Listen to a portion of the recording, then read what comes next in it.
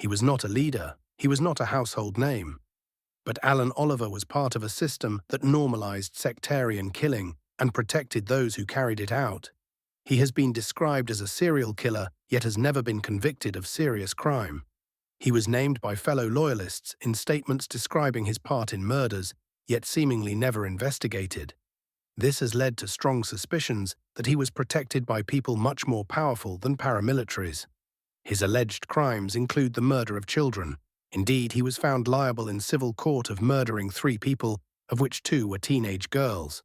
During the later years of the Troubles, loyalist paramilitary violence intensified across parts of Northern Ireland.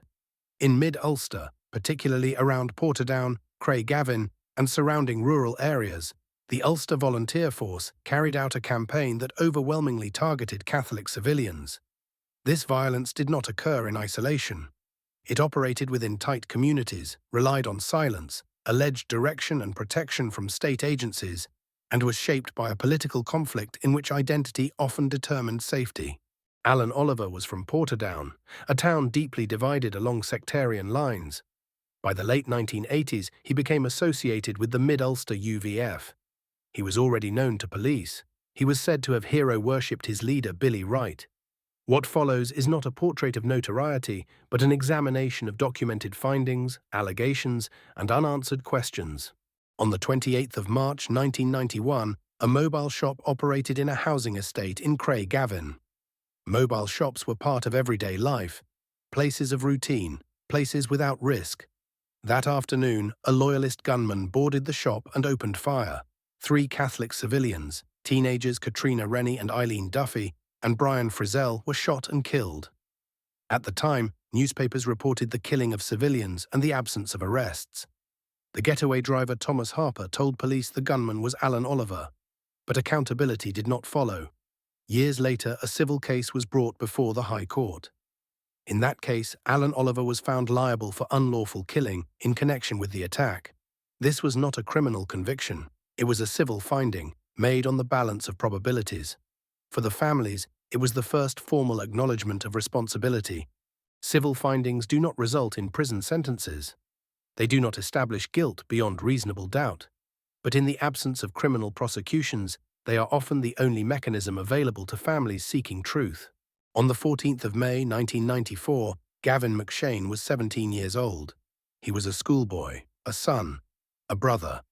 While pregnant with Gavin, his mother Maria was seriously injured in an attack by the Mid-Ulster UVF. She fought for her and her baby's survival. It was daytime. Gavin was on a break from school. He was at a taxi depot in Armagh, playing video games with his friend Shane McArdle.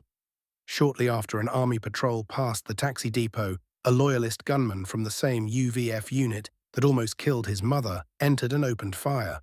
There was no way he couldn't have known how young his victims were. Gavin died at the scene. Neither child had any connection to paramilitary activity. Newspaper coverage at the time emphasized the age of the victims, the daylight setting, and the shock felt across the community. No criminal conviction has ever been secured for the murders of Gavin McShane or Shane McArdle, despite the witnesses describing the gunman and that he placed an ungloved hand on the bonnet of a car while making his escape. The Belfast Telegraph named Oliver as the gunman and claimed he was so confident of getting away with it that he didn't wear a mask. But Gavin's killer did not reckon on his family's determination to see justice for their son and brother. In September 1992, Charlie Fox and his wife Teresa were at home in County Tyrone. They were civilians, parents, members of a small rural community, defenseless pensioners. A loyalist team of killers entered their home and left both of them dead. Their daughter lost her husband 8 months earlier to the same killer gang who murdered her parents. Neither victim had any involvement in violence. Regional newspapers reported the killings as part of a wider pattern of sectarian attacks in rural areas. Easy targets isolated from emergency help. There was 5 people charged in connection with the Fox murders, but a 6th man was centrally involved. He was named in police interviews by his co-conspirators. It is said a man referred to as Oliver cut himself leaving the scene. This would have left considerable evidence to convict, yet no criminal conviction has ever been pursued. A killer allowed to keep walking the streets by his protectors in the shadows. Due to the victims' families' determination for justice and Oliver being found liable in the civil case for responsibility of the Drumbeg mobile shop murders, we are reminded of two things. One is that there are people walking the streets free today who have murdered countless victims with no fear of being punished. When there is a token arrest, they grin in their mugshot, knowing they will be home soon. They live close to their victims' families, filling them with a daily dread that they will cross paths. The other is that this has not only been allowed to happen, but the direction and protection has been orchestrated by people in powerful positions within the state. These shadowy figures know that if those they protect are suddenly compromised, they will tell all they know to save themselves. It has been reported that Alan Oliver has stated he will tell all his secrets if granted immunity. Will he be truthful on who really controlled his alleged crimes? Will he be allowed to speak? We aim to produce many more episodes to educate people on the history of the conflict in Ireland. We will use unbiased factual information, not hearsay or speculation. We will address the people involved from all sides and the events and atrocities carried out. We want our viewers to ask why these events happened, who gained from them, and how we can avoid it ever happening again.